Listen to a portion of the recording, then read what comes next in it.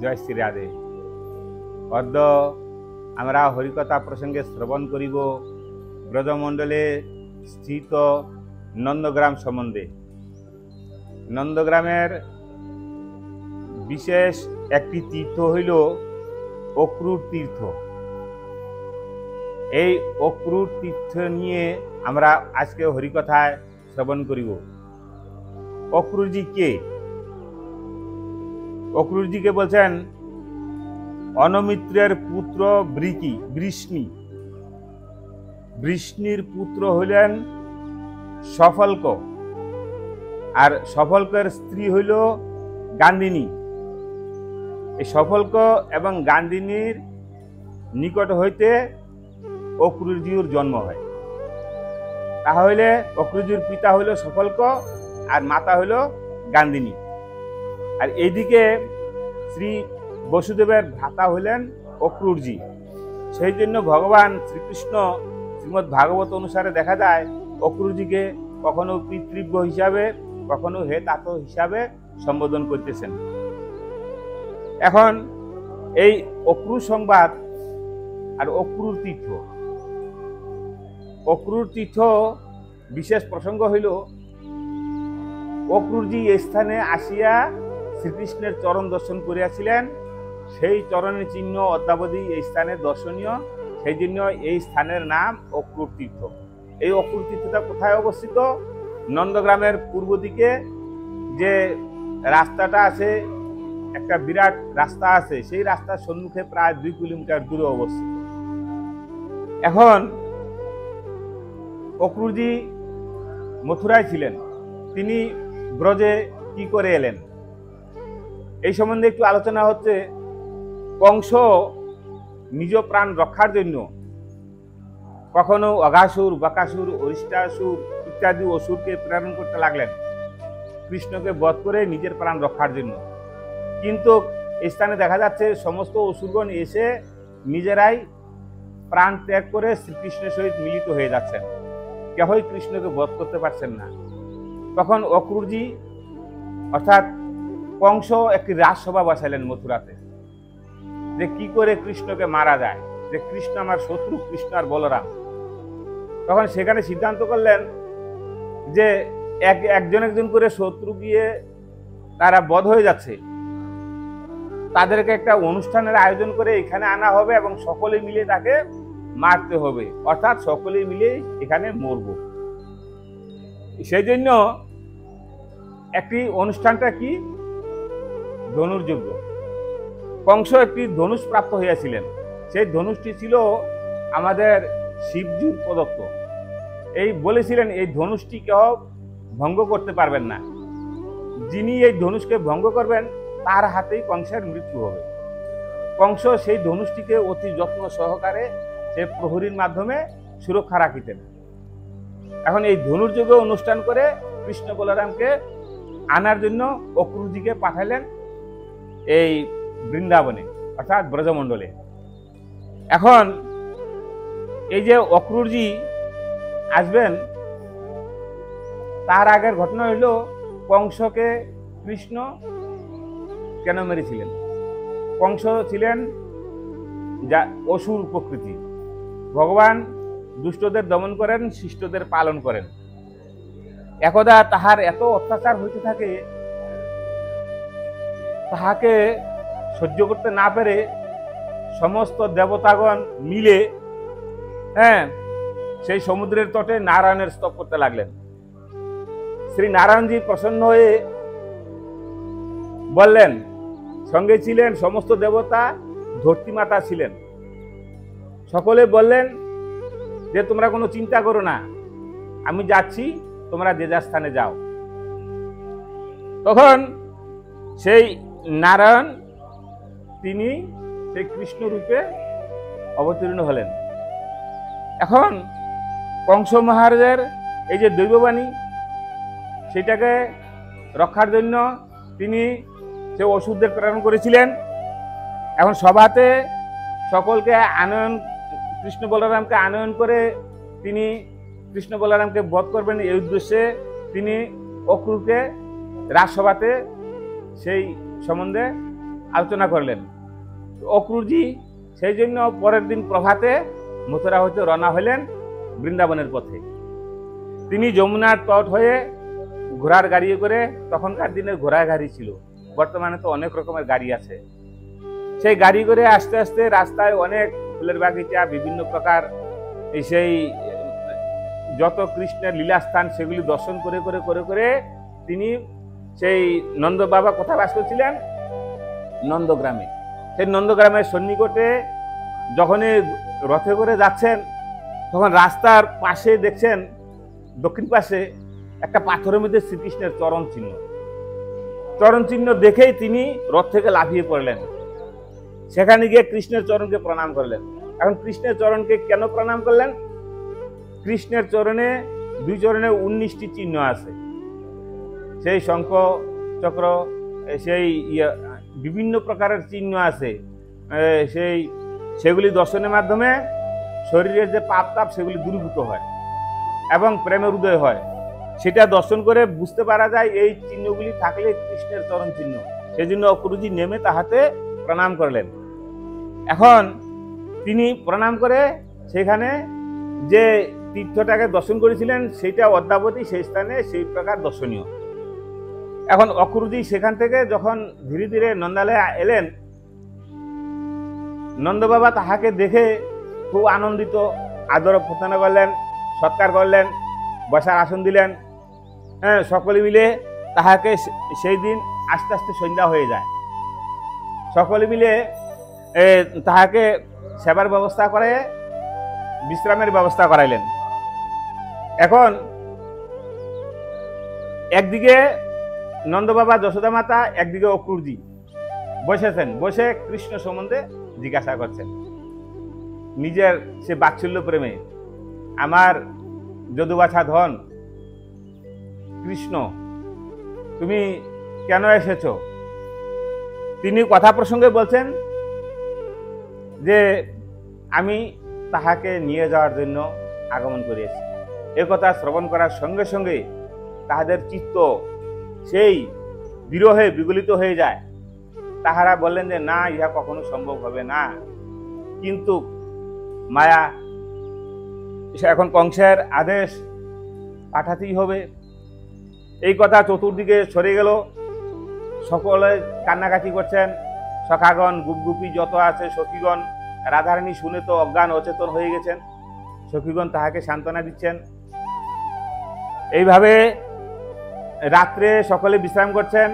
তখন শ্রীকৃষ্ণ অন্তরিক্ষ থেকে স্বপ্নাদেশের মতো রাধারানীর কাছে গিয়ে সান্ত্বনা দিচ্ছেন রাধারানীকে, হে প্রিয়ে, তুমি কোনো চিন্তা করো না, আমি যাচ্ছি, অতি শীঘ্র এসে যাব, কাজেই তুমি সেই জন্য কোনো চিন্তা করো না। এইভাবে সান্ত্বনা দিয়া, সকলকে সান্ত্বনা দিয়া, সকলের ঘরে ঘরে গিয়া সান্ত্বনা দিয়া কৃষ্ণ এসে রাত্রে শয়ন করলেন। পরের দিন সকালবেলা সকলে ছুটে আসলেন কৃষ্ণ বলরামকে দর্শন করার জন্য। আজ প্রভু চলে যাবে ব্রজ ছেড়ে মধুপুরী। এখন সেই জন্য ভিড়, চতুর্দিকে ভিড় লেগে গেল। কৃষ্ণ মথুরা চলে যাবেন, কেহই যেতে দিচ্ছেন না, তথাপিও যেতে হবে।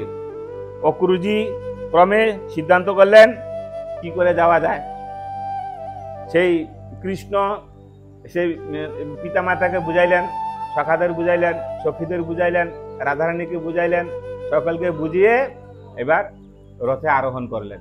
যেই মাত্র রথে আরোহণ করেছেন, এক একজনের চোখের জলে কি কান্না, সেই কেহ স্থির থাকতে পারছেন না। রথ চালিয়ে দিচ্ছেন, তাহারা রথের পেছনে পেছনে চলছেন। রথের পেছনে চলতে চলতে তাহারা, রথটা অনেক দূরে চলে গেছে, সেখানেও তারা যাচ্ছেন। গিয়ে সেই রাধারানী সখীগণ কেহ রথের পায়াকে ধরে রাখছেন, কেহ রথের সম্মুখে এসে সে লুটিয়ে পড়েছেন, বলছে আমার প্রাণবধূকে নিয়ে যাবে তো আমাকে মেরে নিয়ে যাও। কেহ অক্রুরকে বলছে তুমি অক্রুর ন, তুমি হলে ক্রূর, তুমি ছলনা করে আমার প্রভুকে নিয়ে যাচ্ছ, কাজে তুমি এটা ভালো কাজ করো নাই। কেহ তো অক্রুরকে নিন্দা করছেন। এইভাবে এখন অক্রুর কি করবে? সে কংসের আদেশ পালন করতে হবে। এইভাবে অক্রুরজি কে বিভিন্ন জনে বিভিন্নভাবে বলছেন, আর রাধারানী তো অজ্ঞান অচেতন হয়ে ভূমিতে পড়ে গেছেন। সখীগণ সে কোলে নিয়ে বসে আছেন রাধারানীকে। হ্যাঁ, কেহ মাথায় জল দিচ্ছেন, কেউ বিভিন্নভাবে হরিনাম করে কর্ণমূলে সান্ত্বনা দিচ্ছেন। এখন কৃষ্ণ তখন রথ থেকেই সেই দৈববাণীর মতো বলছেন, হে প্রিয়ে, তুমি কোনো চিন্তা করো না, আমি কাল পরশুর মধ্যে ফিরে আসবো, কংসকে বধ করে কাল পরশুর মধ্যে ফিরে আসবো। সেই জন্য অদ্যাবধি যে স্থানে তাহাদের সেইভাবে সান্ত্বনা দিয়েছিলেন, সেই স্থানটি অদ্যাবধি পরশু আর শীঘ্র আসবে বলেছিল শি, সেই জন্য শীঘ্র শি পরশু পরশু নামে গ্রাম দুইটি অদ্যাবধি দর্শনীয়। এখন যে স্থানে সখাগণ বাধা দিয়েছিলেন সেই স্থানে সকলকে সান্ত্বনা দিয়েছেন, দিয়ে এবার ধীরে ধীরে রথ সম্মুখের দিকে অগ্রসর হচ্ছে। যখন সম্মুখের দিকে অগ্রসর হচ্ছে, যতক্ষণ রথকে দর্শন করছেন ততক্ষণ সবাই তাকিয়ে আছেন সেদিকে, কিন্তু কি করে উপায়, যখন রথের ধ্বজা দেখা যাচ্ছে ততক্ষণ তাকিয়ে আছেন, যখনই সেই রথটাকে আর দেখতে পাচ্ছেন না, তখন বিরহে সবাই, হায় আমার প্রাণবধূ কোথায় চলে গেল, কেউ বলছে আমার সখা কোথায় চলে গেল। হ্যাঁ, এইভাবে সেই সকলে কান্নাকাটি করছেন। তখন সকলে সকলকে সান্ত্বনা দিয়ে যে যার ঘরে সেই অশ্রুরাক্ত বদনে, মানে বুক ভেসে যাচ্ছে জলে, সেইভাবে তাহারা কেহ কাহার ঘরে যাচ্ছেন। সেজন্য বলছেন, হ্যাঁ, মা যশোদা কান্নাকাটি করে বলছেন, ব্রজের কথা তোর কি মনে রাই রে কানাই, ব্রজের কথা তোর কি মনে নাই। কানাই যখন চলে যায়, তুই কাল আসবে বলে গেলে কানা, তোরে কাল তো ফুরায় নাই, ব্রজের কথা তোর কি মনে নাই রে কাহানাই, ব্রজের কথা তোর কি মনে নাই। কান্নাকাটি করছেন সবাই। আর এদিকে নন্দ বাবা বলছেন, আমি আর স্থির থাকতে পারছি না। নন্দ বাবা কিছু সখাগণ সকল রথ করে আবার চলছেন। তাহারা পৌঁছে গেছেন মথুরাতে। হ্যাঁ, সেখানে মথুরাতে পৌঁছে গেছেন, গিয়ে কোথায় আছেন, সেই উপবনে, কংসের একটা উপবন ছিল সেখানে। আর অক্রুজি যাচ্ছেন যমুনার তট হয়ে। তিনি মনে করলেন যমুনা আমি স্নান করব, তর্পণ করব, তারপর আমি যাব। কৃষ্ণ বলরামকে রথের মধ্যে রেখে তিনি যাচ্ছেন যমুনা স্নান করতে। যমুনার জলে ডুব দিয়েছেন, কৃষ্ণ বলরামকে দেখতে পাচ্ছেন। আবার জল থেকে উঠেছেন, কৃষ্ণ বলরামকে দেখতে পাচ্ছেন। এ কি, আমার প্রভু জলে, আবার তীরে উঠে দেখছেন আমার প্রভু আছে নাকি দেখি, আবার দেখো রথের মধ্যে বসে আছেন। আবার জলে গিয়েছেন, ডুব দিয়েছেন, স্নান করবেন, তপস্যা করছেন, সেখানে দেখছেন কৃষ্ণ বলরাম বিভিন্ন রকমের সেই অনন্তকুটু বিশ্ব ব্রহ্মাণ্ড দেখতে পাচ্ছেন। দেখে তিনি স্তুতি করতে লাগলেন ভগবান জ্ঞানে, হে প্রভু আমায় ক্ষমা করো, আমি বুঝতে পারি না, তুমি অনাদের আদি গোবিন্দ। হ্যাঁ, তোমার দর্শন যিনি পেয়েছেন তাহার জীবনটা ধন্য। আমি আজকে সেই কংসের কৃপাতে তোমাকে দর্শন লাভ করেছি, আমার জীবনটা আজকে ধন্য। এইভাবে তিনিও কান্নাকাটি করছেন, কৃষ্ণকে স্তুতি করছেন। তারপরে কি করলেন, তিনি সেই উপরে উঠে রথে উঠছেন। এমন সময় কৃষ্ণ বলছেন, কি ব্যাপার, কিছু দেখেছো? বলছে, আমি তো এরকম দেখছি প্রভু, আমার অপরাধ ক্ষমা করে দিবেন, আপনি স্বয়ং ভগবান অনাদের আদি গোবিন্দ। সেই জন্য এইভাবে বলে তিনি সেই কৃষ্ণ বলরামকে নিয়ে যাচ্ছেন মথুরায়। সেই কোথায় নিয়ে গেলেন, উপবনে নিয়ে যাবেন। তো যেই মাত্র মথুরায় প্রবেশ করেছেন, মথুরার যত রমণীগণ আছেন, মথুরার যত সেই জনগণ আছেন, সকলের আজ আনন্দ, আমার প্রভুকে আজকে দর্শন পেয়েছি, বহুদিন পরে মনের আশা আজকে পূরণ হলো। হায়, সেই ভাগ্য কি আমার হবে, আমি কি সেইভাবে প্রভুকে দর্শন পাবো? সকলের আজ আনন্দ। ব্রজবাসী তাহাদের ঘরে ছিল, তাহারা ছিল আনন্দে, এখন তাহারা নিরানন্দ। আর কৃষ্ণ বলরাম যখনই মথুরা গেলেন, তখন সকলের মথুরাবাসী সকলের আনন্দ। কেহ ছাদের উপর থেকে দর্শন করছেন, সেই রথে করে যাচ্ছেন। হ্যাঁ, এই বিভিন্ন জনে কেহ ফুলমালা নিয়ে দাঁড়িয়ে আছেন, কেহ স্তুতি করছেন, হ্যাঁ, কৃষ্ণ বলরামকে দর্শন করে। আর সেইভাবে তাহারাও সেই উপবনে গেলেন। যাওয়ার সঙ্গে সঙ্গে সকলের রথ সেই স্থানে স্থির হলো। হ্যাঁ, এখন কৃষ্ণ বলছেন, তোমার তো যে আজ্ঞা ছিল সে আজ্ঞা পূরণ হয়েছে। বলছে এতটুকু তো হয়েছে, এই সংবাদটা আমি এবার দেই। তখন কংসের কাছে গেলেন, গিয়ে বলছে, আমি আপনার কৃপাতে আমার প্রভুর দর্শন হয়েছে, আর এখন আমি প্রভুকে নিয়ে আসছি, আমাকে এবার আপনি বিদায় দেন। আর এদিকে উপবনে যখন কৃষ্ণের কাছে ছিলেন, সেইভাবে কৃষ্ণের কাছে বলছেন কি, হে প্রভু, আপনি তো অনেক আমার সাধনার ফলে আপনাকে পেয়েছি, আপনাকে মথুরায় নিয়ে এসেছি, কাজে আপনি আমার গৃহে চলুন। অক্রূরেরও 2টা সন্তান ছিলেন এবং স্ত্রী ছিলেন।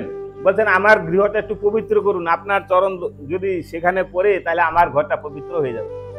বলছে না, তুমি এরকম কথা বলবে না, তুমি ভাগ্যবান, তুমি পুণ্যবান, হ্যাঁ, তুমি তা তো। কাজেই আমি আগে যেই কাজের জন্য এসেছি সেইটা আগে পুরা করি, অর্থাৎ কংসকে নিধন করে তারপর তোমার ঘরে আমি যাব, এই বলে তাহাকে সান্ত্বনা দিলেন। আর এদিকে কি করলেন, সেই কংসকে যখন বললেন যে আমি প্রভুকে নিয়ে আসছি, এবার আমি যাই, এই বলে তিনি তাহার ঘরে চলে গেলেন।